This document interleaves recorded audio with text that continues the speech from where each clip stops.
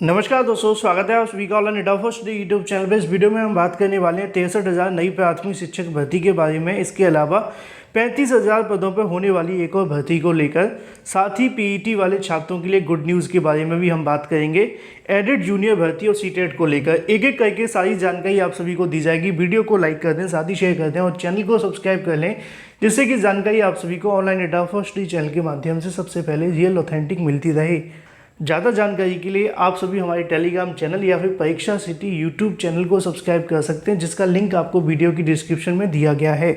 और सबसे पहले हम बात करने वाले हैं उत्तर प्रदेश में नई प्राइमरी शिक्षक भर्ती के बारे में, जिसका इंतजार 20 से 22 लाख अभ्यर्थी कर रहे हैं। चुनाव के समय पर भी ये मुद्दा सबसे बड़ा देखने के लिए मिला था, लेकिन बावजूद इसके सरकार ने इस मुद्दे के बगैर मुद्दे को साइड करते हुए भर्ती का विज्ञापन जारी न करते हुए चुनाव में उतरे और चुनाव जीत भी गई।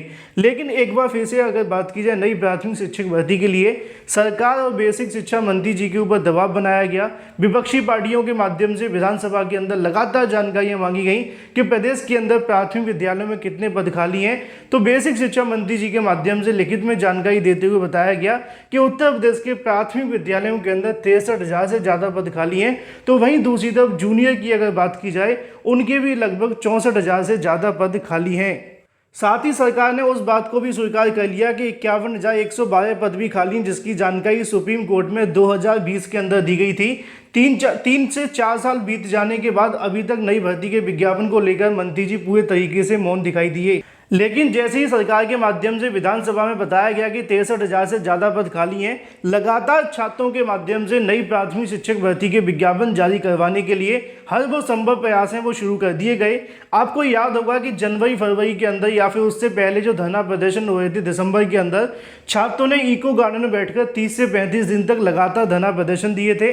सरकार ने 17,000 नई शिक्षक भर्ती की घोषणा भी कर दी थी, लेकिन चुनावी आचार संहिता लग जाने के बाद दोबारा से चुनाव हुए और चुनाव के बाद में पता चला जो पुराने बेसिक शिक्षा मंत्री हैं वो चले गए और फिर 17,000 शिक्षक भर्ती का मुद्दा भी खत्म हो गया। लेकिन अब एक बार फिर से नई शिक्षा मंत्री के माध्यम से जानकारी दी गई कि 63,000 से ज़्यादा प्राथमिक शिक्षकों के पद खाली हैं। उसी के आधार पर अभ्यर्थियों के माध्यम से अब सरकार के ऊपर दबाव बनाने का जो प्रयास है वो शुरू कर दिया गया है। उसी के संबंध में बहुत जल्द एक बड़ा धरना प्रदर्शन का आयोजन आपको देखने के लिए मिलेगा, जो कि स्पेशल 63,000 शिक्षक भर्ती के लिए होगा।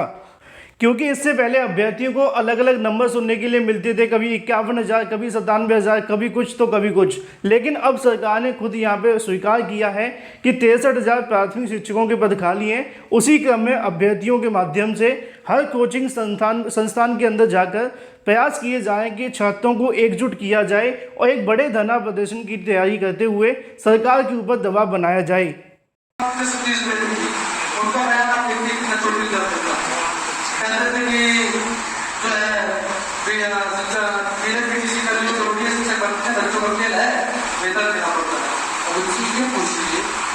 यही पूछा कि आपने पीएचडीसी तो करा है, आपको नहीं देना था, नहीं करा।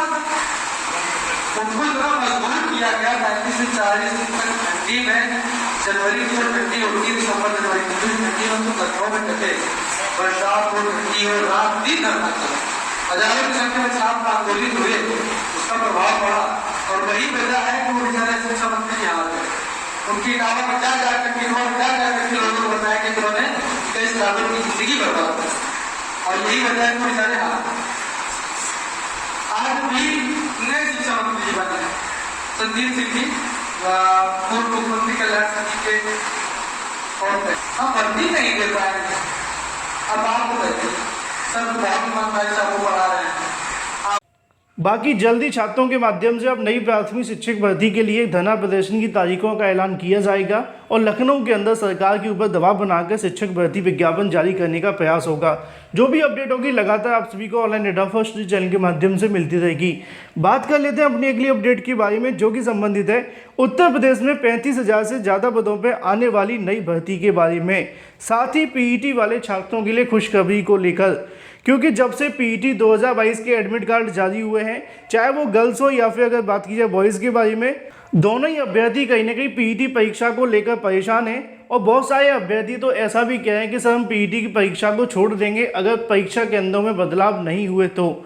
आयोग परीक्षा केंद्रों में बदलाव करने की बिल्कुल भी तैयार नहीं, ये तो आप भी जानते हैं, मैंने भी आपको सुबह बता दिया था। लेकिन यहाँ से आप सभी के लिए एक मोटिवेशन, एक खुशखबरी ये है क्योंकि यहाँ पे सरकार के माध्यम से एक और नया डाटा जारी किया गया है। तो मैं आपको यही कहूँगा कि पीईटी देने वाले छात्रों को कोशिश करनी चाहिए, भले ही आपका सेंटर दूर दिया गया है, लेकिन परीक्षा को छोड़ने से आपको बड़ा नुकसान देखने के लिए मिल सकता है। और उसकी वजह क्या है वो आप सभी यहाँ से देख सकते हैं कि आयोग ने पेट एग्जाम को लेकर क्या कहा है, सेंटर के बारे में क्या जानकारी, वो आप सभी यहाँ से देखेंगे। उत्तर प्रदेश अधीनस्थ सेवा चयन आयोग पीईटी 2022 की परीक्षा को लेकर एडमिट कार्ड जारी कर दिए गए हैं।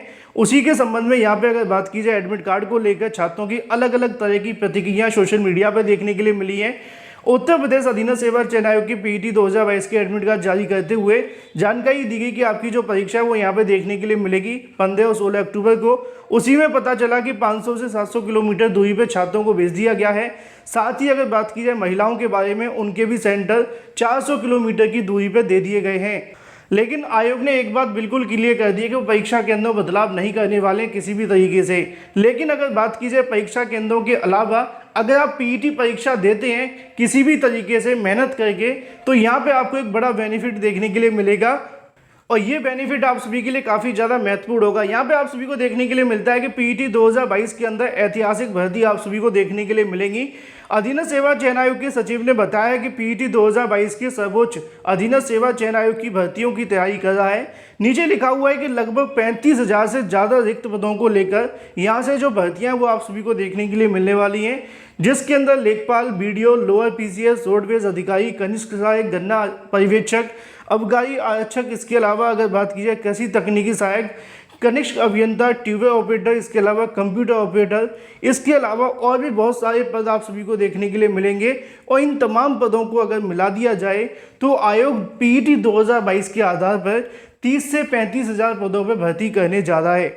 मतलब एक बात पूरे तरीके से साफ है कि 35,000 पदों पर उत्तर प्रदेश में भर्ती आने वाली है उत्तर प्रदेश अधीनस्थ सेवा चयन आयोग के माध्यम से। लेकिन उसके लिए आप सभी को देनी होगी पीईटी की परीक्षा। भले ही आपके परीक्षा सेंटर दूरी पे हैं, लेकिन थोड़ी सी मेहनत करके आप अगर परीक्षा को देते हैं तो साल भर में आने वाली 30 से 35,000 भर्तियों के अंदर आप सभी बैठ पाएंगे।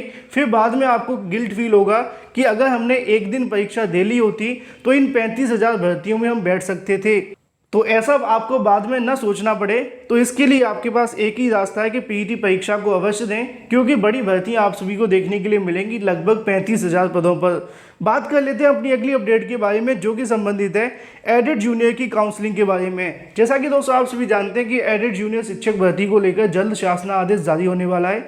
अधिकारियों की माने तो 10 तारीख तक आपका जो शासनादेश है वो जारी किया जा सकता है। और जैसे ही शासनादेश जारी होगा, शिक्षा निदेशालय की ओर से मेरिट सूची बनाना तैयार कर दिया जाएगा। फिर उसके बाद में आगे की प्रक्रिया एनआईसी को भेज दी जाएगी। लेकिन इसके बारे में अधिकारियों के माध्यम से आज एक बार फिर से जानकारी मांगी गई कि एडेड जूनियर शिक्षक भर्ती की जो कार्यक्रम तैयार किया जा रहा है उसमें कितना समय लगेगा और कब तक यहाँ से जारी किया जाएगा। तो उन्होंने बताया कि एडेड जूनियर शिक्षक भर्ती को लेकर जो आगे की प्रक्रिया है, जैसे कि शासनादेश जारी करना, आवेदन वगैरह करवाना, या फिर इसके अलावा आप सभी के जो भी कार्य करने हैं वो आपके दिवाली से पहले हो सकते हैं। लेकिन जो काउंसलिंग की प्रक्रिया आपको देखने के लिए मिलेगी वो दिवाली के बाद ही आपको देखने के लिए मिलने वाली है, क्योंकि इतने कम समय के अंदर इतना जल्दी नहीं हो पाएगा। उनका कहना है कि अगर शासनादेश थोड़ा और डिले हो जाएगा तो आपको दिवाली के बाद का इंतजार करना पड़ेगा, क्योंकि अभी तक शासनादेश जारी नहीं हुआ है। शासनादेश जारी होती 3 से 4 दिनों के बाद में शिक्षा निदेशालय अपना काम करेगा। फिर उसके बाद में काम शुरू किया जाएगा एनआईसी के माध्यम से। फिर एनआईसी यहाँ से आप सभी के पोर्टल को तैयार करेगी, फिर जाकर आपकी भर्ती का प्रोसेस आगे बढ़ेगा। तो यहाँ पर एक बात तो पूरी तरीके से तय है कि मेरिट और काउंसलिंग आपको जो देखने के लिए मिलेगी वो दिवाली के बाद करवाई जाएंगी, ऐसा कहना है अधिकारियों का। लेकिन ज़्यादा आपको इंतजार नहीं करना पड़ेगा। अक्टूबर के लास्ट या नवंबर के प्रथम सप्ताह में एडेड जूनियर शिक्षक भर्ती क्लियर हो जाएगी। बात कर लेते हैं अपनी अगली अपडेट के बारे में, जो कि संबंधित है सीटेट के आवेदन को लेकर।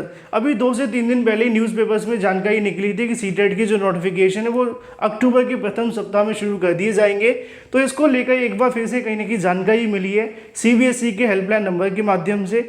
उनका कहना है कि इसी अक्टूबर महीने के अंदर आपके जो आवेदन है वो शुरू करेंगे, लेकिन अभी तक तारीखों के बारे में सीबीएसई के माध्यम से जानकारी नहीं दी गई है। उनका कहना है कि आवेदन को लेकर जो तैयारियां वो की जा रही हैं, जल्दी आपको आपको ऑफिशियल वेबसाइट के माध्यम से देखने के लिए मिल जाएंगी। मतलब ये है कि सीटेट के आवेदन जल्द शुरू होने वाले हैं, जो दिन बस निकल रहा है वही निकल रहा है। सीबीएसई जल्दी इसको लेकर नोटिफिकेशन जारी कर देगी। वीडियो को लाइक कर दें, साथ ही शेयर कर दें और चैनल को सब्सक्राइब कर लें।